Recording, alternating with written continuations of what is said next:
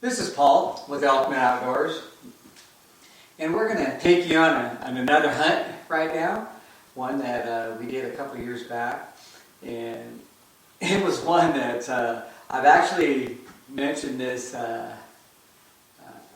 on quite a few different seminars that I've given, and it seems to be pretty much a crowd favorite, and it's one of my favorites because it was kind of an unusual hunt the way it ended up and what took place there. It all started out like any other hunt. It was, I guess, more of the ending than anything that left me a little bit speechless. But we had gotten into camp. We were actually there, I believe, 2 days before the season started, and archery season was going to start August the 30th. So we were there a little bit early. Got the wall tent all set up. Have to go out and cut about 3/4 of a cord of firewood to last that week. Yeah, there in the Idaho mountains, it can be pretty cold. It'll surprise you. You think, oh, August 30th or 28th and 29, 30 through the first week that, oh, it'll be pretty much warm. Well, it can be, but it's nothing to dip down in the 20s at night when you're up at the higher elevations. And, you know, the 6,000 to 7,000 foot is some of our areas that we like to base camp in, and then we'll hunt up from there. And so we get over there, get everything all dialed in, and like normal, like every other year, and which is something we really look forward to. Those of you that do it on a regular basis or even every few years, you know what I mean. It's that preparation, and there's just something about heading to elk camp. It's just something special. It's awesome when you're there, and it's kind of a bummer type of a feeling when you're leaving because you hate for it to end. But it's neither here nor there. We go ahead and get camp all set up, and the first day of the morning of elk season, of the season, we head out about an hour and a half before light. We get to the destination area where we're going to park our rig. We actually generally drive away from camp. We hardly ever hunt out of camp. And so we get over there. So we want to start up early. Then we're heading toward a basin that we've hunted in the past and have enjoyed it. It's kind of a rough one. It's quite a ways to get back in there with a lot of downfall, thick brush, a lot of benches, little parks you can head up to. But normally we don't really find the elk in this area until we've gone up there close to an hour. So that's kind of what we expected. So especially August 30th, you're not thinking a lot is really going to happen as far as bulls bugling, screaming and stuff. But you never know. So we head up there. We were walking about 15, 20 minutes, and we hear a bull bugle off to our right, and it's still pitch black. And we're like, what the heck? We never hear a bull bugle from over in this area. And of course, they're lower, and then they're traveling up to their bench, you know, but it's still too early for them to do that. But we were surprised. And so it's like, man, you hate to walk past elk to go to others, but, you know, we've done it many times before. And so we kind of hang around there and wait, and we bugled one time just to see what would happen. The bull answered back. So we sit there, and he's quite a ways. I mean, he's over a half a mile away. And not on flat ground, not like walking through the Walmart parking lot or anything like that. So we sit there, we call again, nothing. Wait a few minutes, we're burning dirt, daylight, you know, getting kind of antsy. We want to get up this mountain to the spot we know usually is really good. It can hold some elk. And bull doesn't answer, heck with it, so we go on by him. And if it would have been more like hunting for several days and not been getting any response or any action, we probably would have just hightailed it over there. But we just wanted to head up that mountain that day for some reason. So up the mountain we go, and you're going to climb about 1,000, 1,100 feet, and it benches. So you go up a couple hundred yards, and it benches. You walk across the bench up to the next level, cross that bench, and you just keep doing until you get up. We got about 3/4 of the way up where we're going to go, and it's just breaking daylight now. We have a little bit to go. Hadn't heard a thing since that one bull. And kind of, well, man, did we make the right decision? You know how you second guess yourself. So we're heading in. We come across this one of the few benches that are up on the top that we're going to cross and go up to the next one because we're still a little ways away. Not bad. And we come across this one bench, and there are several cows standing right there, 30 yards away. And we didn't see them. They didn't see us at first. And we kind of just meet right there. And a couple of them see us. There was other cows there, and they didn't see us. But those couple did, at least two. And so, of course, we're trying to melt into the surroundings right there. There's some grasses, low brush, some pines there. There's some cover, but not enough. I mean, they saw us. There was no doubt about it. But they were kind of taken back, first day of the season. They'd probably been milling around that area for a while and didn't really sink into their minds that we could be a threat. And of course, we're hunting nothing but over the counter, public land. Everybody hunts these areas. And so we sit there and it's a standoff, and you could see the muscles tensing on the front, on the top part of their legs where their legs meet the body. You could just see it. I mean, these things are ready to explode. And I kind of looked at my son and I said, let's just run right at him right now. And maybe there was just nothing else to do because we didn't want to shoot a cow. We were after bulls. And so it was just like, let's go. It was no talking. It was just wham, right at him, we ran. And those cows let us run. I bet you within just yards of them. It was like we completely confused them, and they were completely off guard. They just didn't know what to do. You'd think the minute we started going at them that they would just blow out of there, barking everywhere. They never made a sound. We got right on top of them, and I figured as soon as I get to where those cows are, I told my son he knew what was going on. I'm going to bugle right there. And because I don't see a bull anywhere, but there's got to be one around here somewhere. So we run up. As soon as we get close to the cows, we could hear other elk, assuming mostly cows, spikes maybe, running through the timber. We couldn't see them, but we could hear. There must have been at least a dozen, if not maybe more. But we only seen maybe 4 or 5 elk. And they're all taken off, and they're kind of some to the left, some to the right, some running straight up where we wanted to head. And so I get right there where those cows were, and I grab my bugle, and I let out a sound like this right here. And I'm trying to call those cows back.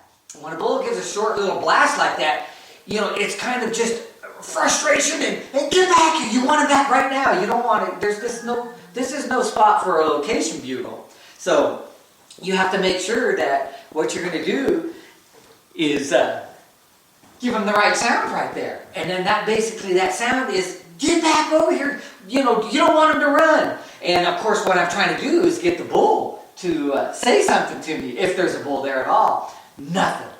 Man, I grabbed the bugle and I hit it again. This time I try to carry it out a little bit further.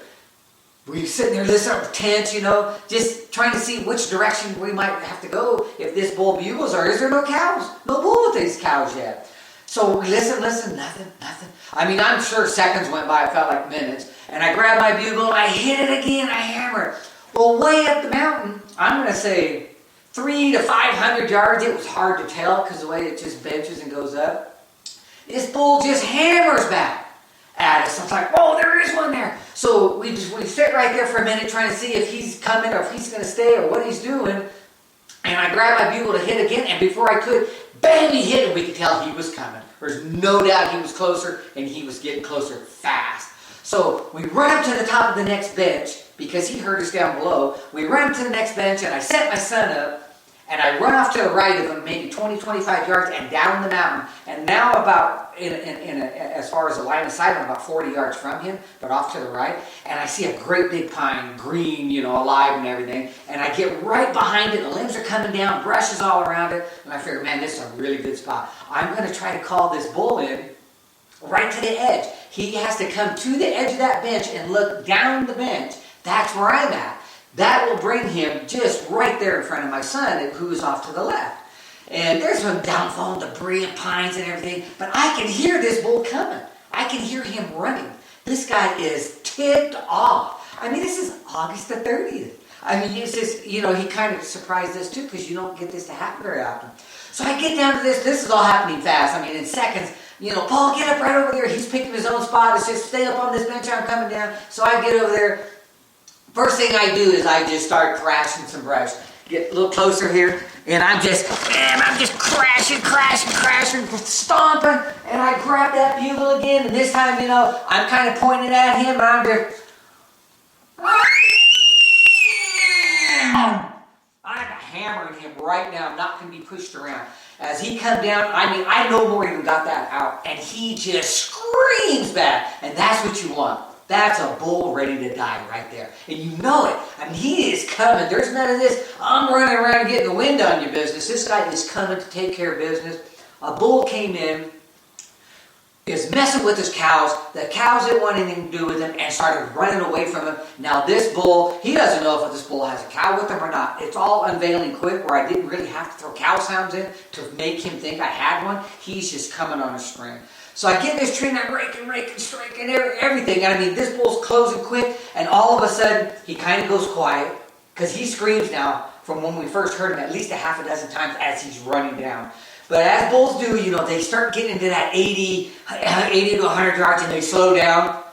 And now he's just coming slowly, and he's much more silent. He's not saying anything. And I'm still raking, and I rip off another bugle, trying to let him know exactly where I'm at, so he realizes he cannot see me yet. That's why he has to keep coming. Once you get a bull in search mode and they can't see you, he will keep coming, generally speaking, until he can get a visual of where that sound is coming from. So that's why I parked myself in such a spot that I knew he couldn't see me at a distance. So I let him know I was there, and I hammered back, and now I'm just thrashing. I'm getting more violent with this tree. I can hear, and after I'm raking and whatnot, I can hear, and I'm looking at my son's body language too, because I got to see what's going on. He's kind of painting a picture of my eye, and he's got his eyes pegged up the hill there, and all of a sudden I see him stiffen, and I can see something moving now. I can hear something moving. I think I can see it, but I really can't. But you know how your mind plays with you. I can hear it, and I see Paul tensing up, and all of a sudden, I see the tips of the rack. And when I see the tips of that rack, I know that bull is right there on the crest. Paul is in that 15 yards, something like that range, straight across, perfectly broadside. And this bull is heaving. All I can hear as he's there, he's just... I mean, he's just panting and heaving. And I mean, where he ran, this guy is not happy. And I can see his rack, and I'm looking through the branches, and I'm rattling the branches, trying to keep his attention. That he doesn't look over there at my son, and my son draws his bow as this bull's looking straight down, and he's holding, and that bull's just sitting there. And I'm still rattling the brush, I'm not calling now. I'm just moving the limbs is what I'm moving. And I'm just trying to keep his attention. Paul, take it, what are you doing? Shoot him, he's right there. And I'm still rattling, but I'm looking through the branches, giving that bull a visual aid. That bull's just staring. 30 seconds goes by. Guys, this is a long time. He's standing there, Paul's just standing at full draw. I'm like, maybe there's something I don't see and he can't get a shot. But he looks like he's just right there, but there could be something in the way, or how things go. And so I'm thinking, man, I gotta do something. So I turn around to scream a bugle, and I just hit him real quick. And when I do, that bull just unleashes one. Just every bit of challenge he could possibly muster out. He just rips it. And there's no doubt the hair on the back of my neck is standing up. I'm like, but he's still sitting there. As soon as that bull bugles, I kind of look around the tree there, and I see Paul just fire right there, shoots him.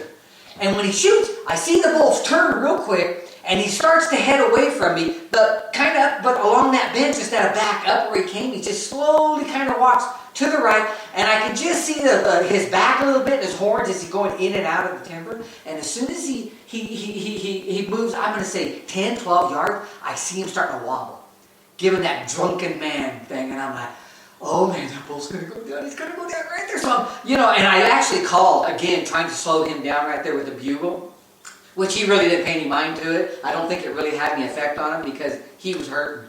He made it just a few more steps, and I watched him drop over. And I'm like, that bull just fell right inside right there. So now, Paul's just sitting there. He has his hat on backwards. I'll never forget it. He's got his camo ball cap on, and it's turned backwards, and I'm looking up there, and he's kind of grinning, with that. This bull's done and down. And so I get up there, I'm trying to clamber up through all that brush and crap to get over there, and I'm like, man, that was something else. This bull was just really, fired up for blah, blah, blah. And I asked him, I said, man, when I got up there, I said, what happened? I said, I saw the bull come down, and he's standing there, I see you at full draw. I bugle again, I'm trying to rake, I'm trying to keep his attention so he doesn't look over your way. I said, but you stood at full draw forever. I said, was there something in your way? He goes, and very calmly, he said, no, there was nothing. I said, why didn't you shoot him right when he walked up there? He said, well, Dad, he said, and this is no kidding, that's what he said. He said, Dad, he says, when that bull came through, man, he was just big and he was huge, he looked great. And I just thought, I'm going to give him one last bugle before I shoot him. I was like, I didn't even know what to say. I was like, what? was totally speechless. It wasn't like, oh yeah, good idea. I was like, are you kidding me? And this bull was a 322 bull. I mean, it ended up being really a nice over-the-counter bull. And I'm like, you gotta be kidding me. And he's like, no, and boy, sure enough, I think that's one of the reasons that bull went down so fast, is when he bugled, Paul shot him, and I'm trying to think what broadhead he was shooting. I can't remember exactly, I'm not 100%, but I'm going to guess. We used to shoot a lot of muzzies, and I believe it was a muzzie and went right through him. And that bull could not breathe. When he shot him, after he bugled, that bull could have had a very, very difficult time trying to suck air in. Because we kill a lot of bulls. And I mean to tell you that in a lot of cases, when they have their wits about them, you double lung them. We've had bulls double lung go as far as 250 yards before they die. We've had them go 100 yards. But to die right there in just a few yards, I really believe it had a lot to do with it. But that bull went down, and that was just a very exciting moment. But just as a word of caution to guys who get caught up and excited in the moment and stuff, we get over that bull. There was no tracking. There was no 45-minute wait. We try to do everything we can, muscle him out to get him in somewhat of an opening to get him broke down. And so we got our knives out, and we're starting to take the hide back, go up the legs. We usually we don't gut them. We always do the gutless method. I mean, every elk we've ever killed is on the gutless method. And so we were breaking them open like that, and we just about had the hide over toward on one side completely unveiled, ready to take some quarters off. And my son was still working a little bit of the hide there, and I could see he was playing with that knife a little too close, and I said, you better watch that. I said, you're getting a little, putting that knife towards you. And I don't know if I jinxed him or what the heck happened, but it was just a matter of seconds after that he was probably that son thing, Dad don't need to tell me what to do. And that knife went by the hide and slipped and stabbed him right into the leg, right to the bone. And I saw it happen, he saw it happen, it happened so quick. In and out, just that fast. And I mean, blood started gushing out. And I mean, now I'm probably turning white as a sheet. There's your son on the mountain. We're several miles back. No way are you getting anywhere in a hurry.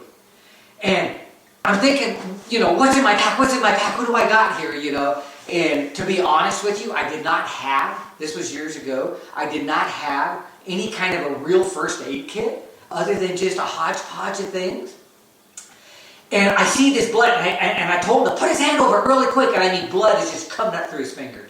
And I don't know if he cut an artery, if it's just bleeding like crazy, what's going on. And he's compressing it with both hands now. And I mean, this blade he put in, this is a 6-inch blade. And I mean, he buried this. He just went in and out that quick. And as he's holding it, I'm scrambling through my pack, because we have packs with us. And I have a bunch of, my flagging tape, a whole roll of it. So I grab a handkerchief out, which basically was fairly clean, obviously, just first day out there, and I get it put over the wound, and it's just a perfect 1.25 inch wide, looked like a 2-blade broadhead. Went right in him, and blood is just gushing. It's gushing, but I don't think it's an artery, because it's not that kind of gushing, but it's still hard to hold back, but you can hold it back. So we put the handkerchief over it, I grab that flagging tape, and I'm wrapping it left and above and below and all over it. And I mean tight. Tighter than maybe most people would do, but in a panic. I'm just wrapping this thing, and I have a whole entire roll of it. So I wrap that thing around his leg. He's wearing his camo pants, and I wrap that thing to where the blood is starting to stop. I have it wrapped so tight. And so the main thing, I was trying to wrap it up above, kind of like between that and his heart. And so I was really tightening that thing up. And I had it all wrapped up, thinking, what are we going to do now? And get him a walking stick. And I said, man, either I'm packing you out, or you're leaning on me, or a little of both. But we ended up getting him all the way back to the rig. We left that elk exactly the way we had gotten to that point. We did not mess with that. All of a sudden, all that joyous, great thing for the elk left for the health of your son. And who would not do that? That's what you do. And we went down, I ended up getting him all the way down to the truck. Of course, with him leaning on me and leaning on the stick and whatever it took. And we went down as fast as we could, which was still a while. Got down to the rig, and we were probably about an hour or so from town, and down into the town we went and got into the local little emergency hospital thing there. It's nothing like a big town hospital. But they went in and cleaned it all up, and I left him there and made sure everything was what was going on, and took care of paperwork and stuff, and they said he had missed the artery, but he hit enough veins and everything else that was where half the problem was with all the blood. But so I left him there and grabbed a couple of more guys that I knew, and away we went and got back up to the top of that hill and got that elk, quartered it all up, packed them all out on one trip. I believe there was 3 of us. And I think I had my youngest son. No, I had my youngest son Shane, so he was the 4th one. And we packed that entire animal out and got back down about the time Paul's being released from the hospital. It was nothing where he had to stay. They just had to get it all taken care of, stitched up, made sure everything was all right. But you never know what can happen out there, guys. You never know. So be prepared. So now ever since that incident took place, we have, more than enough stuff. The gauze, the flag and tape is a good thing, but now we have that blood clot material where you just break it open and you can put it in a wound. They say it's so powerful and it doesn't burn that it literally can seal a shotgun blast. That's amazing. This is stuff they actually use in the Army. It's called Celox, I believe, CELOX. And there's other brands and other things out there, but we carry that now just in case. And Paul was 17 when that happened. This is a long time ago. He's 36. And we've never had an incident like that again where it was that big of a problem. We've been cutting this and that. Everybody has, when you have enough animals down. But you never know. So when you're out there, it's a great thing to hunt with family members and enjoy yourself. But don't ever forget, the safety aspect of it. It's a very important thing too. So as fun as it is and exciting to tell that story, and the outcome turned out great, just always be careful out there because things can happen in the blink of an eye. You just never know. But anyway, so that's enough for that story, and hope you look forward to the next ones. I'm going to have a whole bunch of these on what took place, on taking elk over the years, and some were things didn't work out right. We missed them, or we hit them and didn't find them. I'm going to share those stories as well as a lot of other things of various sounds and what they mean, and when we use them and when the elk use them, because I think those are huge important factors in building one's knowledge base to be consistently successful year after year. And I know it does help us.